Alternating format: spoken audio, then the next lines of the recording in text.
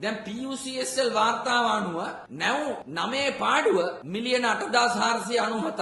ඒ තෙල් මිල වැඩි වෙන්න කලින්. ප්‍රශ්නේ තියෙන්නේ වැඩි මිලට හරි විදුලිය නිපදවන්න බෑ ඩීසල් වලින් මේ තියෙන තත්ත්වය අනුව.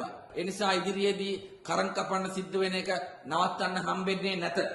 මේ අපි මේ මුකුත්ම තෙල් තියා මුකුත් අපි නිෂ්පාදනයක් නැති තැන හරිනේ අපි කොහොමද මේකට මුහුණ දෙන්නේ අපේ රජයේ කළමනාකාරීත්වයෙන් හින්න තාම එක පැයක් එක විනාඩියක් කරන්ට් එක කපන්න නැතුව අපි ගෙනියනවා ඒකට තමයි ආණ්ඩුවක් ඉන්නේ හැබැයි කපන්න එන වෙලාවකුත් තියෙන්න පුළුවන් දැන් මේ යුද්ධ තියෙන මේ පැත්තේ හරිද මැද පෙරදිග පැත්තේ ගල්ලංගුරු ගේන්නේ අප්‍රිකාවෙන් නැව එන්නේ අප්‍රිකාවෙන් ගල්ලංගුරු බාල ගල්ලංගුරු කියන්නේ මේක බලපාන්නේ නැහැ ඒ නිසා අර්බුද කළමනාකරණයේ මුවාවෙන් හොරකම් කරන එක තරම් භයානක වැඩක් නැහැ කියලා ජේ.පී. කට්ටිය ඒගොල්ලෝ කිව්වා ඒ නිසා මේ ගල්ලංගුරු වලින් සිදු කරන වංචාව දූෂණය නිසා මේ රටේ මිනිස්සුන්ට පෑ ගාණක් ඉදිරි කාලයේදී අඳුර තියන්න වෙන එක අපරාධයක් නෙමෙයිද කියන එක තමයි අපි අහන්නේ